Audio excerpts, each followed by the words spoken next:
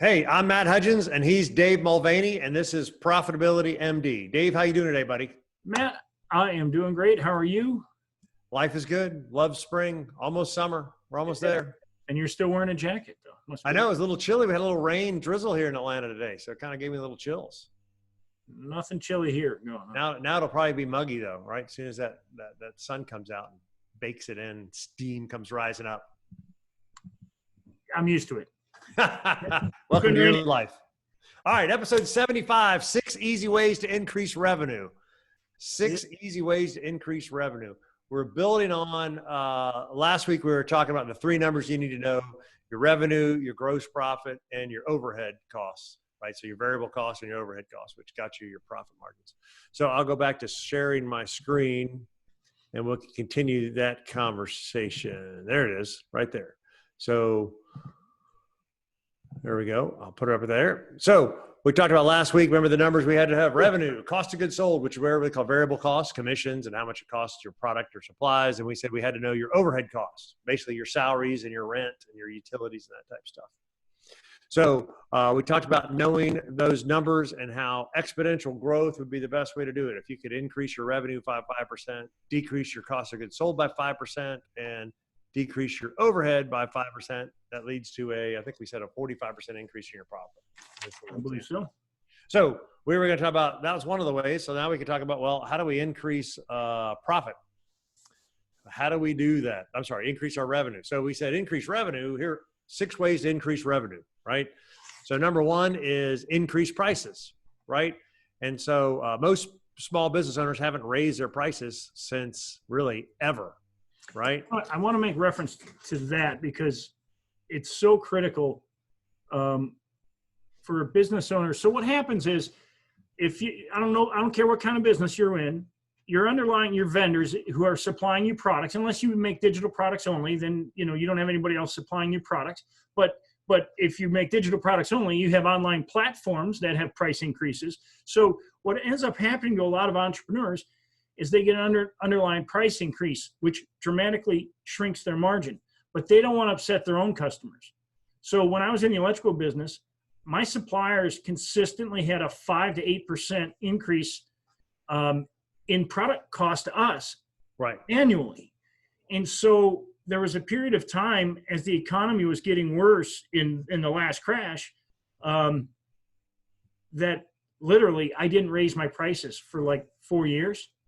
And it really put a hurting on my business because my underlying costs kept going up and my profit margin kept going down.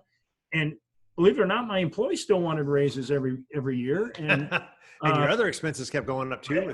Everything kept going up, but I was being dumb. And that's why when we say 6 easy ways to increase your revenue, it would be better for you to just do 3% a year than to try to do 5, 7, or 8 in a single time frame. But if you're like right now going, what can I do? Increase your revenue. I mean, raise your prices. Increase your prices. And we got 2 examples on that, which I was going to tell you. They got a whole example that I went through, but I'm not going to do all that. But let's talk about the biggest fear is if I increase my prices, I'm going to lose customers. So you can run a little math. This little example talks about that if you increase your prices, you would have to lose a large amount of your clientele in order for you to lose money. So the next example, I think it's something like you'd have to 10% price increase. You'd have to lose 25% of your customers for that to matter. You'll have to run your own break-even analysis on what that is for you. But the point is it never happens. If you increase your prices by 10%, you'll never lose 25% of your clients. It just won't happen. No, and if you do, frankly, those are the clients you don't want anyway. I mean, the ones you do, yeah. The ones you lose are not going to be the good clients. So that's fine. And the ones, there's no way that you won't make more money. Your profit will have to go higher because you'll never lose 25%. So we had 2 examples of this just recently. So I work with a lot of dentists, and so they're coming out of COVID and they've had to take a lot of extra measures, for protection. Right. And so the debate is happening is, do we put on there like a COVID cleaning fee, in addition to, $10, $20, $30 for a COVID cleaning fee? Remember UPS was doing this when gas prices were high. They were having, an extra shipping fee or a fuel surcharge. I remember the shipping people were doing it. You're going to find it when you start going back into hotels, and I can almost guarantee it. You will see it on airline reservations. I almost guarantee that you're going to see a COVID-related price increase. So they're just not, what they're doing is they're showing you a reason for the price increase, but don't think for, if they make, that's going to be my point would be, here's the debate we were talking about with the dentist would be, I would rather you'll probably do better off if you just did a 3% price increase across the board. Yep. Instead of nickeling and diming them, hey, here's an extra $5, $10, $20 fee for COVID. Heck, just increase prices by 3%. Now it's on your whole client base, and you'll probably end up making even more money than just the little 10, 20. Plus, it won't upset your customers because they might get irritated by that extra little surcharge.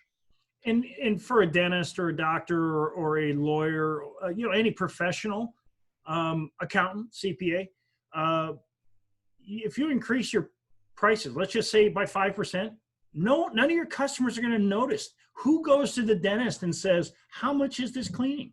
Right. I mean, well, I shouldn't say that. I mean, a lot of people do. Well, you got insurance reimbursement rates and all that kind of stuff. But I mean, just in general, the example is you run your own numbers of what your price increase. Investment advisors, I deal with a lot of investment advisors, right? They get clients in, they never increase their rates, but obviously, like you just said, with your lighting business, the fees go up. So you could easily do where you increase fees on all your new customers, keep your past customers at the same rate, the new customers at the new rate. You could do a combo of the two where you did the new customers at this rate and we'll make half the difference. We're going to ease in our old customers over a 3-year period to get them up to the new fee schedule.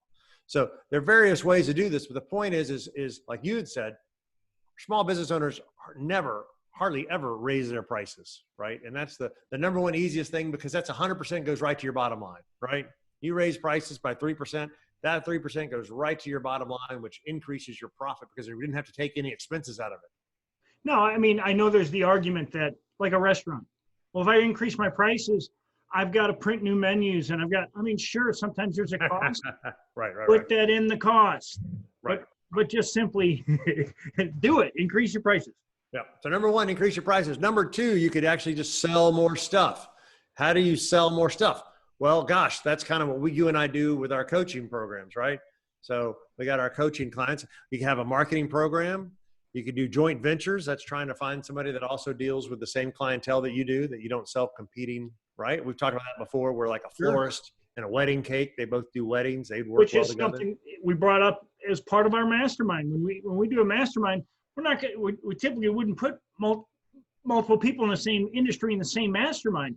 Why? Because you have the joint ventures that can happen inside of a mastermind as well. It's a great place to find your joint ventures. That's exactly right. Upsell and cross-sell. So you're trying to upsell them to, hey, you want fries with that, right? Or you want that as a large fries with that, right? McDonald's does it all the time. Downsell, right? That would be, oh, you don't want this version. How about the instead of the luxury car, how about the less version of that car? You see a lot of that now with the online courses. Like they offer you the Mac Daddy course, like it might be $19.95 and $1,895, and like people are in sticker shock, but they're like, but wait, if that's a little bit too much, we'll take out this and this, and you'll still get the basics for $995. So that's a downsell, just so you know. But adding a second product to the pipeline once they've made the commitment to already purchase is a great way. Whether it's downsell or upsell. Yeah, exactly right. Right. If they buy the product, why don't offer a one-on-one consultation for an extra, $100 or whatever the number is, or you're buying paint and we'll for an extra $100, you'll get a paint color consultation, right? We talk about painters. We've talked about that in one of our examples before. Bundling. And this is where we get into that, where we had talked about price increases. Bundling, when you put add value, we think we just used one last week, was the restaurant, right? So it's going to be, I'm going to give you a free bottle of wine and 2 desserts. The guy next door, he's just offering a discount. Well, which one has more value, perceived value? Because I bundled my stuff together. You now can't compare me to the guy next door, apples to apples. So by combining and adding value, introduce what else would your client? I did this. You're breaking up a little bit at the moment, man, as you're Zoom. All right, we back? We're good? You're back. Good. So you're on introduce additional products. Yeah, introduce additional products or services. I was working with one of my healthcare providers and saying, all right, are there other services? Let's just do an exercise and write down 7 things that your clientele, other products or services that your clients could use. Now, whether you provide them or not, just write down the 7, and then you could find a joint venture partner who could provide those. You could sell the product yourself. You could get a commission for getting the product yourself and refer it to the other person, a referral fee. And right? and it's a great, okay. So let's say you didn't want to increase your prices. And let's say you're a landscaper. You don't want to increase your prices. Well, what can you do? You could actually offer, you only do landscape. Let's just say you don't cut lawns, but you say, hey, I got a guy who does really good on lawns, and if he gives you 10%, well, you just increase your prices without doing any more work. Right. If you don't want to increase your prices, sell more stuff. In that, adding additional products in a joint venture where you don't have to do more work is a great way. I mean, there's a million ways. We could go on forever, but. No, and this is good. And this is part of the online academy that we have. We've got the website over there at 10X Profit Blueprint, where you can learn this stuff. I got the little slide up here: more leads, more conversions, more transactions, higher prices, and more profits, right? And if you're in our mastermind, you get access to all this. Yeah. And in the mastermind, this is the kind of stuff that we talk about: how to grow the revenue, marketing programs, joint ventures, upsell, cross-sell, downsell, bundling, additional products and services. So there are ways to do it. I think people get kind of stuck in their own way, right? They just get stuck in their own way. Option number 3, you could lower your break-even point. And what is your break-even point? And really that goes back to your number. How much revenue do I need where it covers all my expenses, right? So in the little example we've been using is this: I got an overhead expenses of $60,000, and then I've got this variable cost of 60%. So I got to figure that out. So we're trying to say is, how much revenue do I need in order to cover my costs? So in this little example, I think it's like a $150,000 example in this one. So I need $150,000 revenue to cover all my costs, my variable costs and my fixed costs. But the good point about that is, once that I cover all those costs, my profit margin is actually higher, right? Because now it's just the variable costs. I've already covered all the salaries and the rent, everything going forward, right? We talk about this with dental practices all the time. Invariably, and I've run this number 1,000 times on dental practices, it's somewhere around $250,000 to break even. Right? So a dentist profit margins are anywhere from 35 to 50%, right? So let's say it's a 35% dentist, and he says, well, look, I'm only making 35% margin. Why would I want to work any harder? And what I have to tell him is, so no, let's back into your numbers. You're actually overall making 35%, but your next dollar will be at a 90%, next like 89% profit, because your only fees are the variable fees. You'll have some lab fees and some supplies, but you've already paid for your hygienist and your staff and the front office and your rent. So literally everything else is pure profit on the next dollar that you have coming in the door. And the next dollar, let's stay on the topic of a dentist. So yeah. let's say that for a dentist, for the most part, a dentist will retain a client on average, I believe it's like 6 to 8 years, because most people move in 6 to 8 years. But somebody goes to a dentist, for the most part, they stick with them. So let's say your retention is 70%.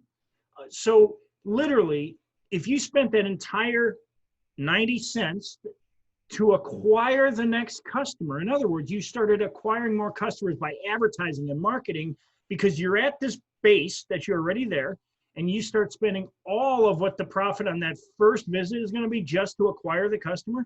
From that point on, you're making gravy. And that's where marketing and sales and marketing can come into hand, because sure, your first time you work on them, you're not making anything, but the next time they come in and the next time, now you got this big customer base. The bigger the customer base, now you raise your rates 3%, and what happens?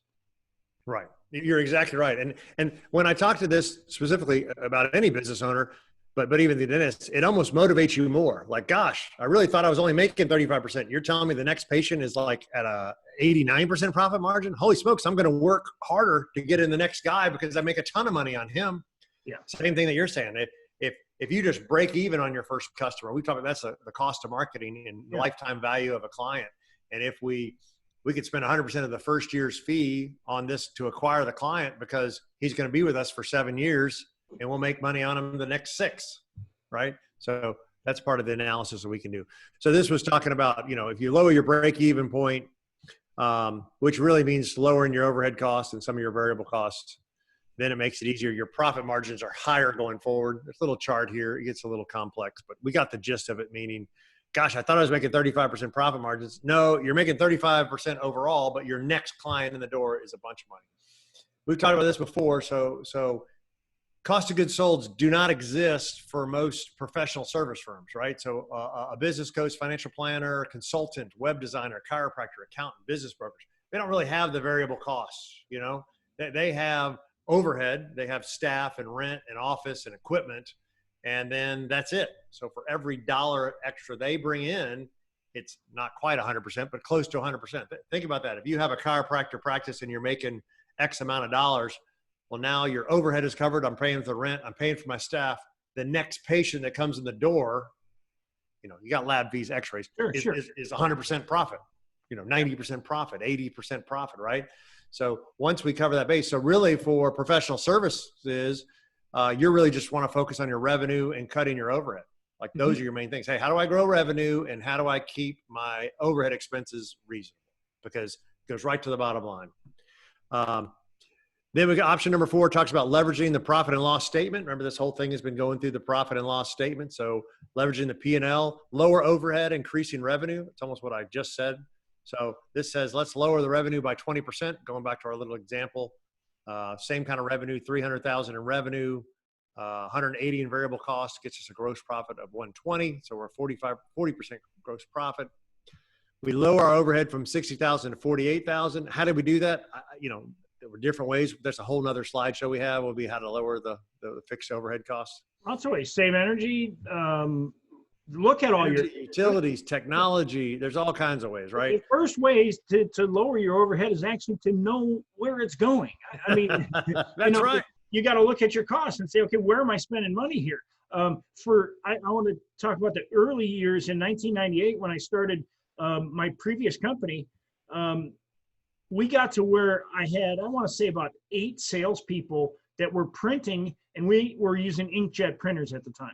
And my printing costs were getting to be like $1,500 a month, but we were selling like crazy. So I never really thought of it. But then in walks a Copytronics salesperson and says, you can get this all out color digital printer and do all of this stuff.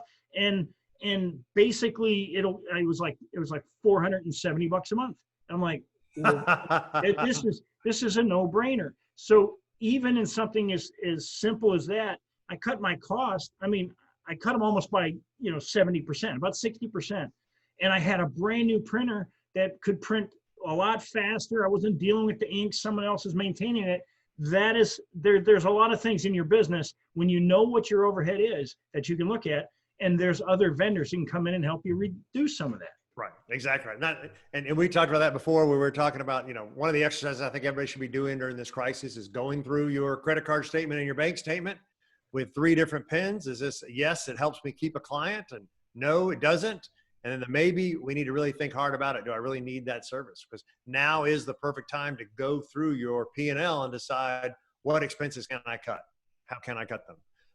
Funny thing is, and we'll talk about this, maybe another example was how to be more efficient, and talk about cutting your overhead. And so one of my clients, he's got teenage kids that are going to be screening the patients before they come in the office, right? You can pay them $10 an hour instead of having your assistant or office manager who you're paying a much higher rate, right? We want her to be more productive doing stuff that's office related, and we could have the kids take the temperatures and screen the patients and before they even walk into the dental practice. How cool is that? You're doing a favor for the kids. You're doing a favor for your staff, right? Yeah. You're keeping everybody healthy. There's a lot of creative ways that you can take care of that. So we talked about that. So increasing your revenue. Oh, this talks about, again, that if you do both increase your revenue and decrease your overhead, it's kind of a double effect. And why? Here's the takeaway from that. When we reduce our overhead costs, that goes right to your pocket, right? So if you reduce your cost by $1,000 a month, like you just talked about that, you went from $1,500 printing to let's round to $500 printing. That's an extra $1,000 a month that actually goes into your pocket, Dave, as the owner. Without spending any more on employees, advertising, none of it. It's straight in your pocket. Straight in your pocket. Now you could choose to reinvest that. We talked about for marketing purposes, stuff like that. But the point is that when you reduce overhead, it goes 100% to the bottom line, which is better, even better than increasing revenue, because remember, revenue, like we said, we got to take out those variable costs and the fixed costs. So we're only getting 40 cents on the dollar in this example, right? So revenue increase only gets you 40 cents. Reduction in your overhead gets you dollar for dollar, right? So that means reducing your overhead is 2.5 times, 250% greater impact on your bottom line, right? So it's much more important to gain control of your costs than it is to increase the revenue. Now, I do want to put a big asterisk on here because there comes a point when, as a business owner, every business owner is unique, but where you want to grow. I mean, I've heard it said. I'm trying to think of who said it. It's a famous quote. It's basically, you can't. I think it's Robert Kiyosaki. You can't save your way to wealth. Exactly right. So, and that's what we're talking about. If you make that extra $1,000 that you saved on the printing costs, invest. Let's reinvest it in marketing, right? Let's reinvest it in the marketing. So we don't want you to think that, oh, when we're saying cutting costs, that you got to spend all your time and focus on that. But it doesn't hurt to look at it every now and then and say, okay, let's cut this, because it goes straight to the bottom line. Yep, straight to the bottom line. Option 5, this is what we call the exponential growth. We kind of talked about that a little. Increase all areas by 5%. Those 3 numbers, if we can increase your revenue by 5% and your cost of goods sold, if we could decrease it by 5%, and then we could decrease your overhead by 5%, that's that 45% increase in profit in that example. We go from 60,000 to 87,000. So it's an exponential effect. Hey, it's like the nickel and dimes. I just increased revenue by 5, and I just decreased overhead, and I just decreased gross profit expenses by 5%. Wow, that doesn't sound like much, but in react, that is like a 45% increase in your profit. Yeah, and if you look at that, like if all you did is took that profit and you invested that in your 401k or whatever, if you build wealth, that's how you build wealth. Right. And in your SEP, depending on what you have, well, over a 10-year, 20-year period of time, that's a massive amount of money, and all you did is make 5% incremental changes, but it caused exponential growth in your wealth. That is exactly right. The final thing we'll talk about today is examine accounts receivable. So this is, I can't tell you how many times this happens. So, your business drives in new accounts. Then you're following up with those new accounts, and you're painstakingly closing those new accounts. Then you pay commission to your sales guys on that account. Then you fulfill it to make sure everything's going right. Then you pay your staff to help out with that new client. And then all of a sudden you forget to collect the money, right? You've done all the work of how hard it is to get a new client, and then you did not collect the money. I have a great tip. If you have a problem where you have salespeople that get paid to bring in accounts, and you have this problem where you're not getting focus on all your accounts receivable, don't pay your salespeople until your clients pay you. I promise they will stay on top of your accounts. Absolutely. That's the easiest way to do that. That's exactly right. Make sure the salespeople are responsible for getting that money in. We just had an example for another client of mine whose accounts receivables, nothing has been done since October.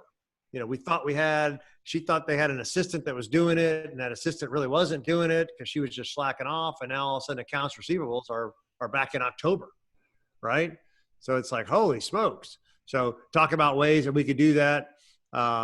You were mentioning, hey, we don't pay until the money's collected. Tell your salespeople we don't pay until the money's collected. They'll help you collect the money, right? You should itemize your accounts receivable so you know who owes what and when. Who owes what? How long is it past due? I'm on a board of a charity up here, and we get some. It runs a little store associated with it, and well, who owes us money, right? Let's find out how the accounts receivable, even in a little charity, right? That matters because that money matters.